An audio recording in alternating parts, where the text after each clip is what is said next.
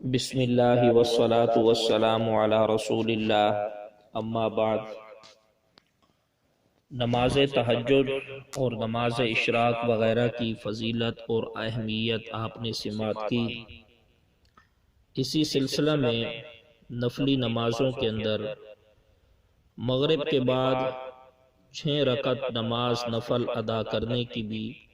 فضیلت موجود ہے۔ حضرت سیدنا ابو ہریرہ رضی اللہ تعالی عنہ روایت کرتے ہیں کہ نبی آخر الزمان صلی اللہ علیہ وسلم نے ارشاد فرمایا کہ جس انسان نے مغرب کی نماز کے بعد 6 رکعت نماز ادا کی اور ان کے درمیان کوئی بری بات اس نے اپنی زبان سے، نامناسب کلمات اپنی زبان سے نہ نکالے، تو اس انسان کو 12 سال کی عبادت کا ثواب ملے گا۔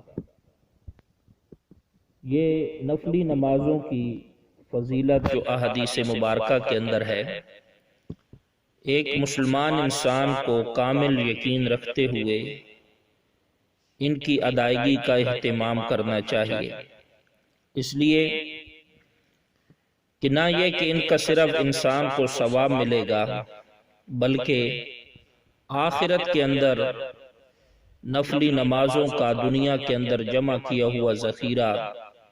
بڑا ہی آخرت کے اندر فائدہ مند اور نفع مند ہوگا۔ حضرت حریث رضی اللہ تعالی عنہ ایک تابعی ہیں، بیان کرتے ہیں کہ میں مدینہ طیبہ کے اندر آیا تو میں نے اللہ رب العالمین سے دعا کی کہ اے اللہ، مجھے اپنے کسی صالح اور نیک بندے کی صحبت میسر فرما۔ پھر میں حضرت سیدنا ابو ہریرہ رضی اللہ تعالی عنہ کی خدمت میں حاضر ہوا تو میں نے ان سے کہا کہ میں نے اللہ رب العالمین سے یہ دعا کی تھی کہ مجھے کسی نیک بندے کی صحبت نصیب فرما، تو آپ کی خدمت میں حاضر ہوں، آپ مجھے کوئی ایسی حدیث سنائیے جو آپ نے خود رسول اللہ صلی اللہ علیہ وسلم سے سنی ہو۔ مجھے امید ہے کہ اللہ تبارک و تعالی اس کو میرے لیے فائدہ مند بنائے گا۔ جناب سیدنا حضرت ابو ہریرہ رضی اللہ تعالی عنہ نے پھر یہ حدیث پاک سنائی کہ میں نے نبی آخر الزمان صلی اللہ علیہ وسلم کو یہ ارشاد فرماتے سنا کہ قیامت کے دن انسان کے اعمال میں سب سے پہلے نماز کا حساب ہوگا اور اس کی نماز جانچی جائے گی، پس اگر وہ ٹھیک نکلی تو وہ انسان کامیاب ہو جائے گا، اگر وہ خراب نکلی تو انسان ناکام اور نامراد ہو جائے گا۔ پھر اگر اس کے فرائض میں کمی ہو گئی تو الہ العالمین ارشاد فرمائے گا کہ دیکھو کیا میرے بندے کے ذخیرہ اعمال کے اندر فرائض کے علاوہ بھی کچھ نیکیاں یعنی سنت اور نوافل وغیرہ ہیں، تاکہ ان سے اس انسان کے فرائض کی کمی کی جو کسر ہے اسے پورا کیا جا سکے۔ اللہ اکبر۔ پھر نماز کے علاوہ بقیہ اعمال کا حساب اسی طرح ہوگا۔ تو اس حدیث پاک سے یہ بات سمجھ آئی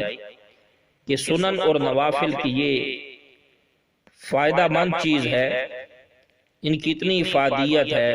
کہ دن قیامت کی اگر انسان کے فرائض کے اندر کچھ کمی واقع ہوئی تو مالک کائنات اپنی رحمت کے ساتھ اس کمی کو پورا فرما دیں گے۔ اور اس کے ساتھ ساتھ یہ بات بھی ذہن نشین رکھیں کہ اگر انسان نیک اعمال کرتا ہے، یقیناً حضور علیہ السلام کی تبشیرات کے مطابق اور قرآن کریم کی تبشیرات کے مطابق انسان کے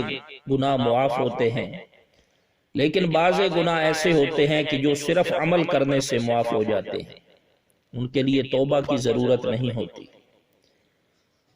اور بعض گناہ ایسے ہوتے ہیں جن کے لیے انسان کو توبہ کی بھی ضرورت ہوتی ہے۔ تو اس لیے انسان کو چاہیے کہ نیک اعمال کے بجا لانے کے ساتھ ساتھ انسان اللہ کے حضور توبہ کرنے کا بھی اہتمام کرتا رہے۔ مالک کائنات